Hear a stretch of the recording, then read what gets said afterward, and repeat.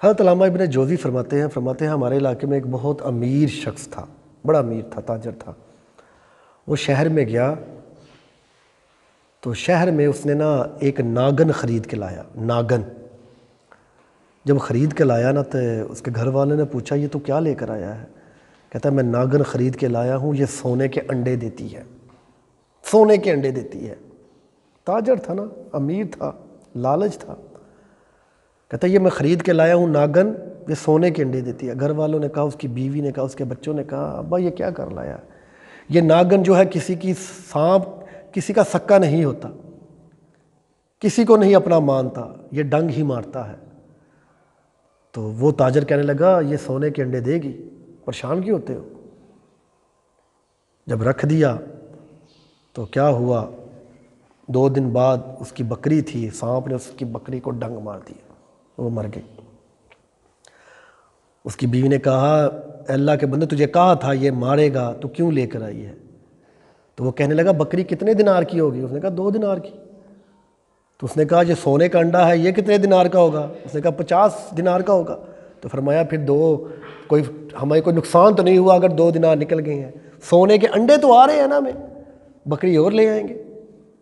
چپ کرا دیا۔ تھوڑے دن گزرے، اس کے پاس گھوڑا تھا، تو کیا ہوا، گھوڑے کو اسی ناگن نے ڈس لیا، گھوڑا مر گیا۔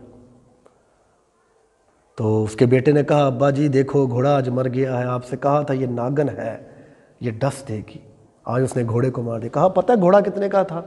کہا 10 دینار کا۔ فرمایا سونے کا انڈا کتنے کا؟ فرمایا 50 دینار کا۔ فرمایا کوئی ٹینشن کی بات نہیں ہے، اور گھوڑے خرید لیں گے، وہ سونے کے انڈے دے رہی ہے، ناگن جو ہے۔ چپ کروا دیا۔ تھوڑے دن جو کام کرنے والا ان کا نوکر تھا وہ کہیں پٹھے اٹھانے لگا، چارہ اٹھانے لگا، وہ چارے کے اندر ہی وہ ناگن چھپی ہوئی تھی۔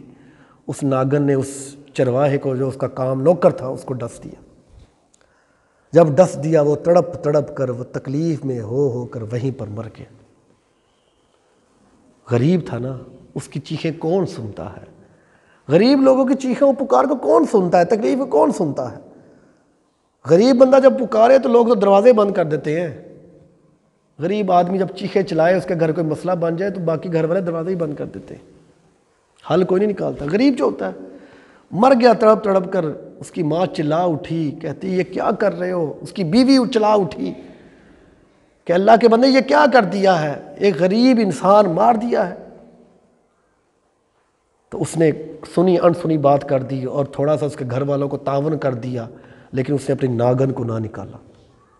اس ناگن کو اسی طرح اپنے گھر میں رکھا، لالچ تھا کہ جی سونے کے انڈے آ رہے ہیں۔ کچھ دن گزرے تو کیا ہوا، اس کی بیوی کی کمرے سے رونے کی آواز آئی، رونے کی آواز آئی۔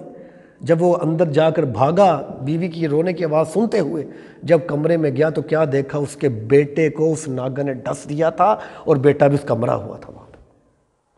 اس کا بیٹا بھی مر چکا۔ اس کی بیوی رو رہی تھی، چلا رہی تھی اور کہہ رہی تھی اللہ کے بندے دیکھ کتنی تو لالچ میں آیا ہوا تھا، آج اس ناگن نے تیرے بیٹے کو مار دیا، تیرے بیٹے کو مار دیا۔ اب اس کی آنکھوں میں آنسو اور روئے اور ہائے ہائے کرے وہ آدمی۔ اس کا جنازہ اٹھا تو اس کی بیوی نے اپنا سامان بھی باندھ لیا اور کہا جس لالچ نے تجھے تیرے بیٹے کو مار دیا ہے وہاں پہ میرا رہنے کا کام نہیں ہے۔ جنازہ اٹھا، ساتھ بیوی بھی اپنے کپڑے لے کر چلی گئی، اور وہ بندہ لالچ میں پاگل ہو گیا۔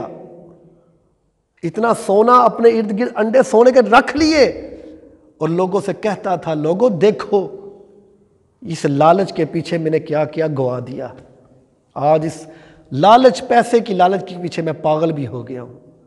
تو حضرات محترم کبھی ایسا مال نہ کماؤ کہ جس کے پیچھے تمہیں نقصان ہی ہوتا رہے، ایسے مال کے پیچھے نہ بھاگو کہ تمہاری اولاد بھی خراب ہو جائے، تمہارا گھر بھی تباہ ہو جائے، اور تم بعد میں پچھتاتے رہو۔